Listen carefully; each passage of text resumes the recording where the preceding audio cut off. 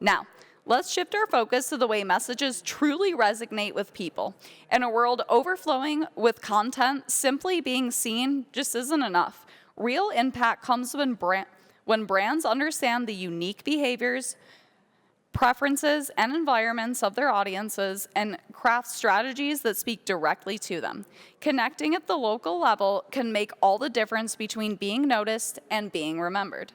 In our final session of the day, how hyper-localized marketing is taking over, our speakers will explore practical ways to refine targeting, improve relevance, and create campaigns that genuinely engage communities. You'll hear real-world examples and actionable insights that can help your brand connect more meaningful no matter what on the market. Please join me in welcoming our speakers, Jessica Feldman, CEO of Digital Vibes Agency, and Peter Pilarski, founder of Tourism AI Network, up to the stage. Let's give them a warm round of applause. Hi, I'm Jessica Feldman, the owner of Digital Vibes Agency, and today we're going to be talking a little bit about hyper-local marketing and understanding if your messages are actually being seen on the platforms that you're utilizing or if it's just noise. And I'll let him introduce himself. We have never met before. We've never met before, no. Before today. So thank you so much, everyone, for having me here today. It's absolutely an honor to listen to all of the other experts speaking about artificial intelligence and their experience. Perfect. And I'm Peter Pilarski. I run a marketing agency called CIPR Communications with my beautiful wife, Christina, over here at the front. And I also run an organization called Tourism AI Network. And so our agency is focused primarily on tourism, although we work with a lot of service-based businesses, local businesses similar to Jessica here. And I would just say that the world has changed very quickly in the world of marketing, and I actually look forward to chatting about how it's changed and how you're looking at the world and how you're seeing it. And what I will say is what's interesting to me about where things have changed is we were actually a PR agency before we were a digital marketing agency, and I kind of tell everybody what's old is new again. So PR is making a major comeback, but it's also changed. So PR has changed as well. So I look forward to chatting about that a little bit. Yeah, most definitely. So from my perspective, hyper-local marketing, I think, is becoming more centralized around that authenticity that we talk about. So something that people really tend to miss that I find with business owners in my community is they are thinking about the sale and the numbers. And I think we've all talked a little bit about that today with artificial intelligence and how are you serving your community, right? How are you giving back? So these brands will say, okay, well, I want to market to the entire nation, or I want to market to all of the state of Arizona where I'm at. And I'm like, okay, well, let's be realistic here. Where can you ship product to? Where can your service vehicles go? So you really want to tighten in your targeting, and not only just by city, but also by zip code, and going into a social proof sort of angle. So that's where the locality comes in. I have a lot of service-based businesses that have technicians in people's homes every single day, and they're not getting those testimonials. I'm like, guys, these are gold that is localized social proof. You've got somebody standing there saying, I'm super excited to have John Smith, Mr. Plumber, in my home today. They have been respectful, clean, they've picked up after themselves, they did a great job. I am no longer in crisis because a lot of these people, they don't have their HVAC system. The plumbing's not working. The electricity won't turn on, right? And so when you're in those types of crisis situations, you want the best service company out there to assist you. And while you're there as the business owner, you want to train your staff how important it is to get the testimonial from the consumer. That's your localized marketing, right? That's your consumer in that community bragging about your service. Yeah, and I think a really good point there is the thing about AI systems and AI search now, and what's really changed, in my view, in the world of search is, Google's no longer going to take your word for it. The AI systems now, what they do is they look at your website, they look at your reviews, they look on Reddit, they look at what other people are saying about you.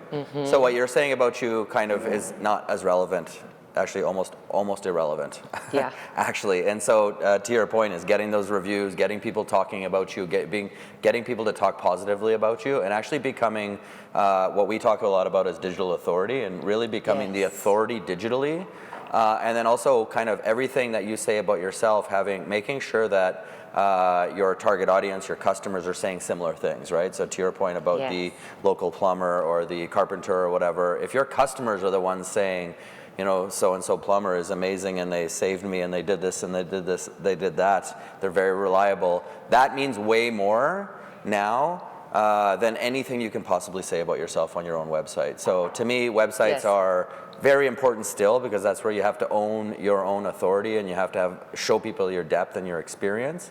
But really, I would say more important now is really kind of what others are saying about you. And that's kind of when I talk about what's old is new, and the importance of PR and digital PR and things like that is also editorial credibility. So if the local newspaper's talking about you, or if the local charity's talking about the work you do as a charitable, you know, as a charitable business, et cetera, that's what's going to move the needle for your marketing. So it's just gone way beyond sort of this self-serving me marketing. That's just no longer going to cut it. Is that kind of what you're saying? Yeah, to your point, I think other people have mentioned like a trifecta scenario, and that's how AI is working. So you have your classical SEO, search engine optimization, you have your new GEO, generative optimization, and then you have your AIO, which is your artificial intelligence optimization. So utilizing all three of those by having a quality website with the right SEO, by having the proper social proof with hyper-localized targeting, and then having all the proper LLMs, the reverse engineering of the prompts, right? So I'm gonna be in a panic as a consumer and I'm gonna get on my device and say, my toilet is leaking or my kitchen sink is overflowing, what's the best local plumber in my area?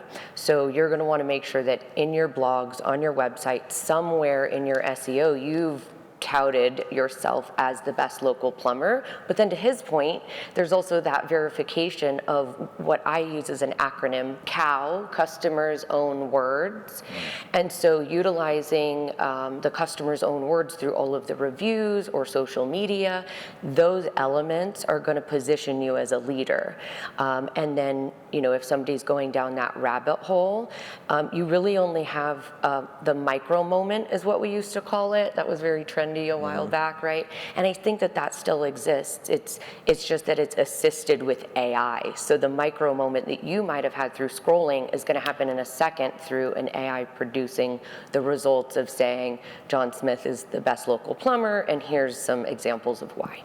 Yeah, and the other thing, I think, I don't know how much you're focusing on Google Business Profile, but I 1,000%. It's very interesting because Google is also in a fight now. Google was the absolute dominant king of search, and now it's being challenged. And so if you think about just logically what Google needs to do for Google to survive the search game is double down in its own sort of assets and its own properties. And one of those assets and properties is the Google Business Profile, right? So Google has recently made changes to its algorithm rewarding much more putting content on your Google Business Profile. So a couple of examples are, if you actually add photos to your Google Business Profile weekly, as opposed to monthly, you're going to get 5 times more visibility of your Google Business Profile. If you basically treat your Google Business Profile like a social media channel, post on it just like every other social media channel, if not more. It's probably, in my opinion, the primary social media channel It is for social proof for your business, on Google, correct? Right? Yeah. On Google, yes, that is 1,000% correct. Google made a bunch of algorithm changes to their systems for your Google My Business Profile. That also includes, in addition to posting, like he's saying, very frequently, it's also your reviews, right? So it's every time those authentic reviews are hitting your Google My Business Profile. They also made a ton of changes to local service ads. Yes. So your LSA campaigns, if you were running those, are not as impactful now if you're not seeing the reviews trickling in a consistent fashion that are in line with your Google campaign spend and the work that you're putting out into the community. Yeah, well, and on that point, actually, one of the recent changes Google made was around that was actually recency, right? So, you might have a competitor that has 400 reviews, but if they haven't had any reviews recently, you can actually outcompete them through recency by having more recent, more current reviews. And so again, it's sort of like, to me, what's old is new again, as I keep saying to everybody. It's like we're going back to basics. We're going back to the basics and about sort of making sure we're showing up in all those places consistently. And the other thing I think is really important is what we call digital consistency or brand consistency. And so my company is actually suffering this. So our company, CIPR Communications, has for a long time been sort of a general purpose marketing agency that has served tourism. And we've been kind of going down deeper and deeper down the tourism sector, and now we're almost, I don't want to say exclusively tourism, but if you look at our digital profile online, and I did a big audit on my own brand, one of the things that came back said is that it's really confusing. Are you a general purpose agency serving tourism, or are you a tourism focused agency that also serves other customers? And it was inconsistent on my LinkedIn profile, on our corporate LinkedIn profile, on our Meta profile, our Google business. They all said something slightly different, and so now we're going through and we're cleaning up our language and making super consistent language throughout on all of our profiles, and we're being very, very deliberate about who we are, and we're doubling down on tourism, and we're a tourism marketing agency that helps build digital authority, and that's what we want to be known for. And so now it's going to be about a 12-month process for us to basically double down on that messaging and be as consistent on every single platform as possible as we can possibly be. And so I think the message for me around this digital consistency is be very, very specific about what you are in terms of your digital presence. That doesn't mean you can't serve other customers. That doesn't mean we can't work with non-tourism businesses. But when it comes to our marketing presence, the brand continuity. We got to be super, super specific, right? Yeah, brand continuity is really important with your digital footprint.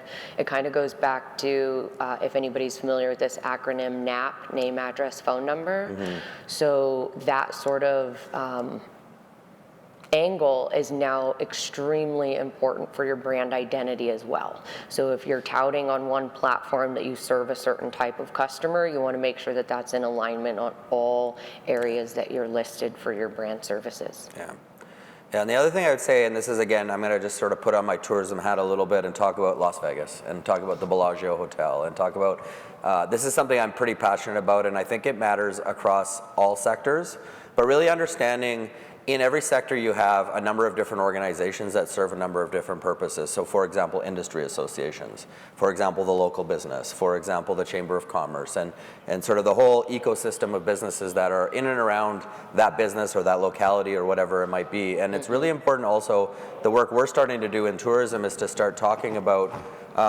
what each entity should be talking about. And so I'm going to kind of use an example of just a very local example here is obviously the Bellagio Hotel is should be the absolute subject matter expert on everything happening at this hotel, how to get from one place to another, where to eat, everything that's as hyper local as possible in terms of the hotel experience. May I interject really quick on that? No, because what he's saying is you don't want another hotel, another entity, another brand positioning themselves digitally as the leader for your brand and what you're doing, right? Exactly, yeah. And then if you kind of take it up a notch, then it's like, okay, maybe the destination, like Visit Las Vegas or Tourism Las Vegas, whatever, they have a different role and they have different content to write, right? And so the other thing that I'm noticing is we're doing a lot of audits in tourism, but I think again this fits across all industries where there's a lot of confusion around everybody's basically writing the same content and everybody's trying to rank for the same things.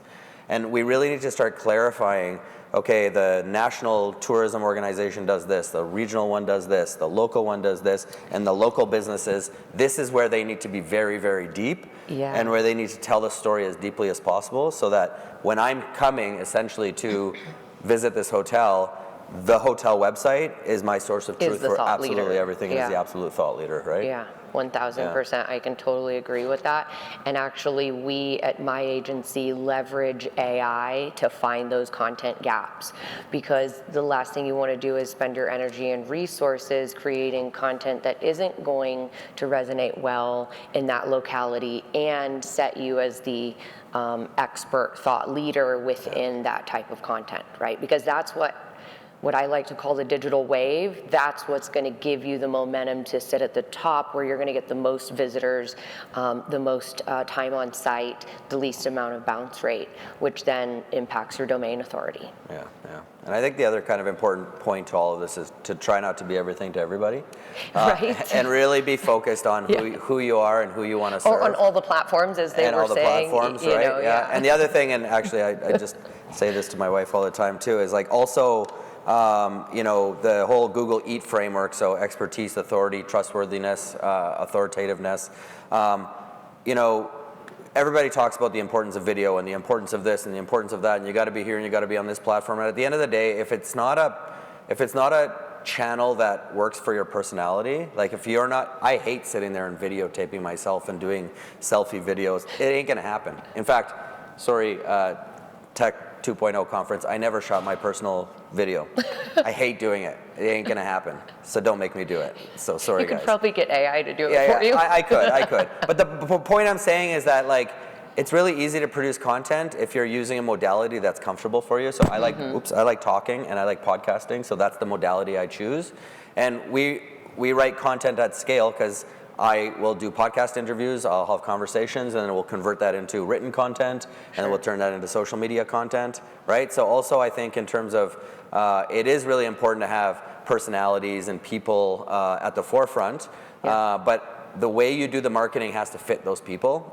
If you try to force people to do marketing in a way that doesn't feel comfortable for them, it ain't ever gonna happen, right? It's never gonna happen. Yeah. And you know, I can recommend from my personal experience with some of my clients who are the same way, very uncomfortable on camera, not something they're interested in. We have a local pizzeria that has amazing pizza, and they really struggled for the first year in business. And I finally was able to convince him to spend a little bit of money with some local influencers. Again, that goes back to hyper-locality. These people are loved, maybe nationally, but that's only because of social media.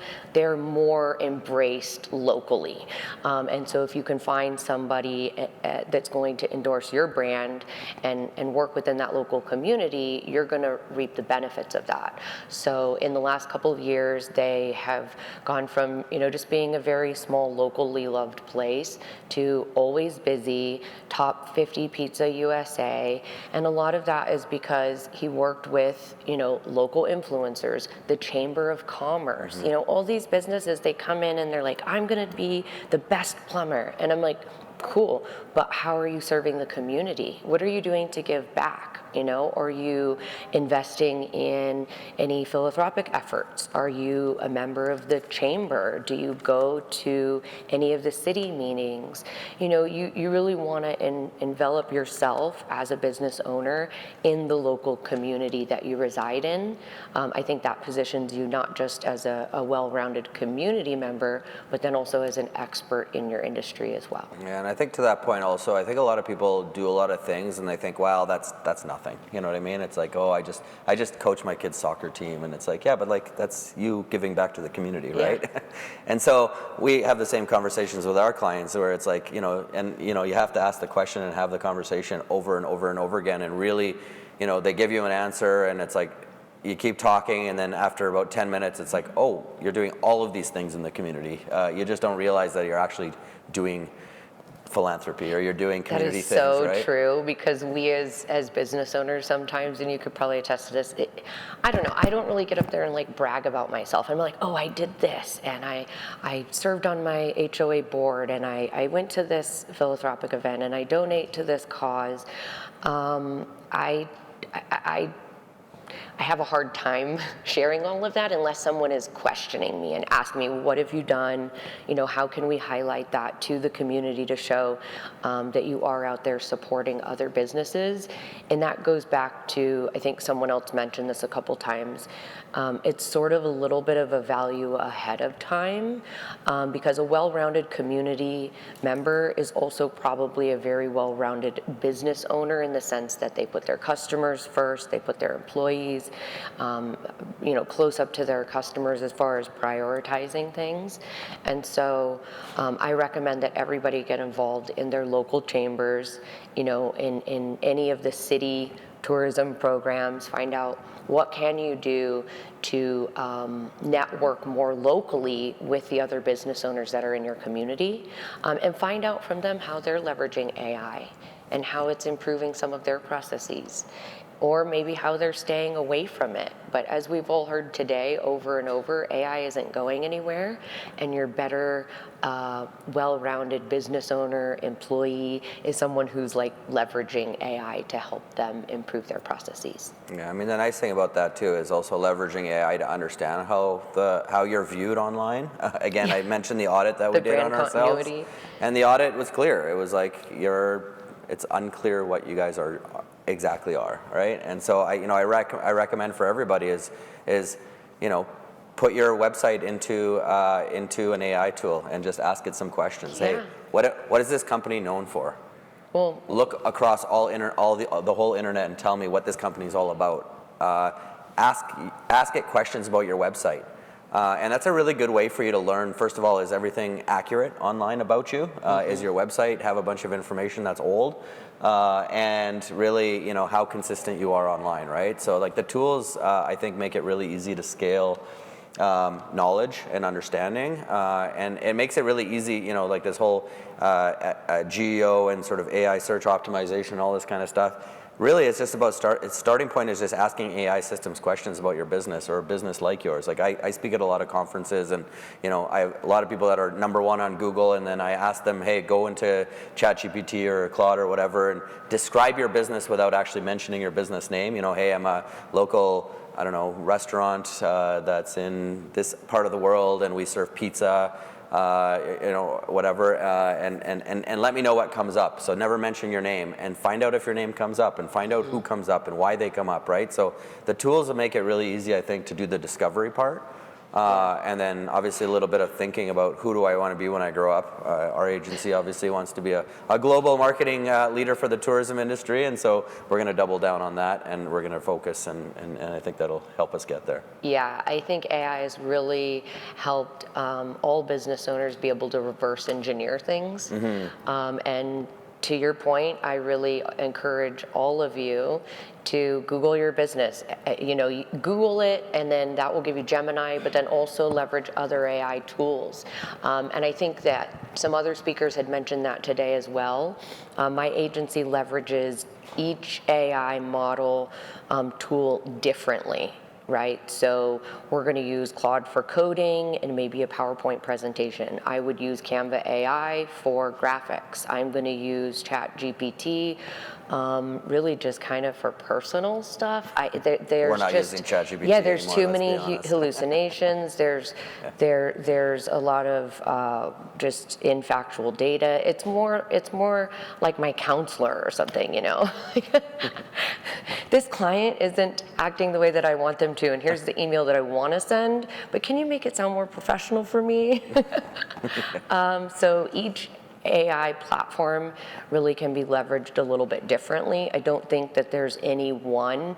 All of us here are probably pretty familiar with technology and any tech stack. Each thing is going to have its strong suits, and then there's always going to be a few things that's like, oh yeah, that tool does it okay, but we laid this over the top of it as an integration because it does it way better over here. And I think that's where AI is. And so if you're utilizing these AI tools to reverse engineer your brand and understand where you are competitively in your market locally, I think that it's really wise for you to understand how your competitors might be superseding your services, but just in that local area. Yeah, and I'd say the other thing, like around content depth, and something we've kind of implemented in the last 18 months or so, is the tools really make it easy to do video interviews. So we do a lot of video interviews now. We've actually hired a whole bunch of former journalists on our team, despite the fact, obviously we do PR, but we have a whole bunch of former journalists now, and they interview people all the time. And so we're capturing the subject matter expert in a video. So first of all, in terms of getting content off our clients, it used to be so painful. And now it's like, hey, why don't we schedule a meeting and have a 45-minute conversation with you, and we'll just get you talking. it's amazing in a 45-minute conversation with a subject matter expert how deep you can get, how much passion you can get out of that person, how many different directions you can go. And now all of a sudden you have a video of a subject matter expert. You have written content. Again, you can chop it up into video shorts, into social media shorts, into like now all of a sudden you have 45, 50 different pieces of content in multiple modalities out of one conversation.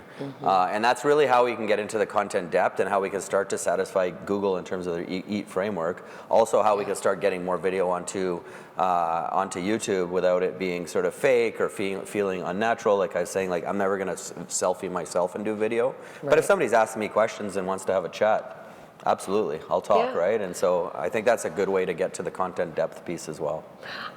I 100% agree, and I think to have content depth online is super important, but also remember to position yourself as the subject matter leader within your community, going back to that locality. If you're going to, let's say you join the chamber and you start going to, they usually have monthly meetings, get-togethers. Find out if you can speak. Find out if they have leads groups. A lot of people show up to leads groups in their local community as a business owner, and you think, I'm at this leads group, I am going to get so much business, this is going to be great. It takes about a year, maybe 2, of really being vetted in your community, showing up, positioning yourself as the leader, whatever your industry is. If you're a plumber, if you're a house cleaner, if you're commercial cleaning, if you're a marketing agency like myself, you're maybe a barber shop owner, right? You want to make sure that you're positioning yourself as a subject matter leader within your community, because I'm going to, if you call me and say, hey, who's the best barber in your community when I'm visiting Arizona? I'm going to think of the guy in my leads group, right? So it's important to make those connections within your community. And I know a lot of us business owners don't really have time for it. That's why we're leveraging AI tools and all of these other things that can increase our bandwidth. But I encourage all of you to take those moments to slow down a little bit and try to make those connections within your local community. Yeah, and I think hyper-local, right? We actually, it's funny, so we live in a great little community. We're from Calgary, Canada, and we just our kids got a haircut at our local little barber shop, and I get my car fixed at the local mechanic, and it's all like a 5-minute walk from my house, and it's amazing, nice. Right? Yeah. But those business owners, they understand our community. And they understand how to be the barbershop of the community or the auto shop of the community. But they're also having a hard time being seen. Yes. Because there's so much noise online. Like we've said a million times today, AI can crank out content like that, so what are you doing to put out that valuable, genuine, authentic content? Well, some of that is in person, being a leader in the community. Some of that is, like you talked about, having the videos. You have reporters going around and getting these interviews from business owners, or the business owners coming to you. And the other part that I already mentioned is getting the authentic testimonials from your customers. Look, I know it's hard to ask people, and I know it's even harder to get your staff into a mode of asking the customer, hey, I know you had a wonderful time today. Can you please just share this on a video? And we're all very uncomfortable on video, but I think it's also teaching your staff how to ask, right? It's not, do you want to take this video? It's, oh my gosh, I know you had a great time today. Let's do a video, right? Because as soon as you leave the house, they're making a selfie of something, doing a video. So for anybody to tell you, I don't want to do a video, I'm really uncomfortable on a video. You're making videos with your kids. You make videos with your wife, or with your clients. So people do make videos, they do get on camera. I think it's just a matter of how you present that. And of course, you're going to have 1 or 2 that are just very seriously no, and that's also when you know not to cross that line with that person. You say, okay, well, thank you, no problem. Maybe your wife wants to do it though. Yeah.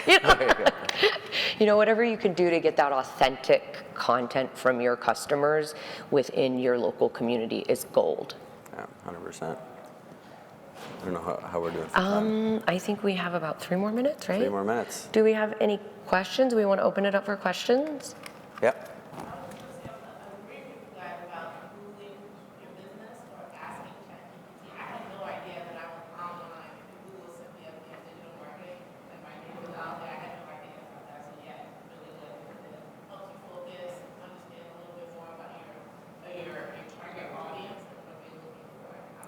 Yeah. Or what the internet thinks your target audience more is, right? That's what, importantly, that was the more important Yeah. message out of that is make sure that the message that's online really is the message that you want to be putting out there. Because if it's conflicting, then the AI isn't going to rank you as high because it goes back to consistency. A majority of why things rank online has to do with the consistency of the message. So go like NAP, we said name, address, phone number, brand continuity.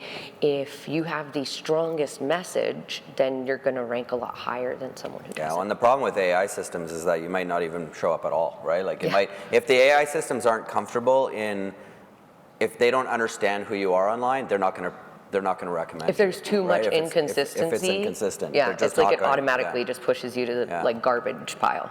There is another famous and they had it the same.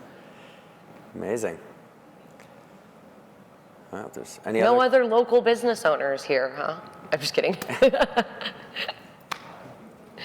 Well, you can certainly find us afterward, perhaps. Again, my agency is Digital Vibes Agency, and we help a variety of different businesses. We work with national brands as well as local. yeah, and similarly, we actually work with national brands, local brands, all kinds of companies, not just in tourism. And really, we're all about building digital authority. And so really, that's everything we just talked about is all comes together in my mind in one thing called digital authority. And ultimately, if you're the authority in your industry, you're going to win online, and there's just no way around it. So. I agree with that. Perfect. Excellent. Well, thank you. Thank you so much.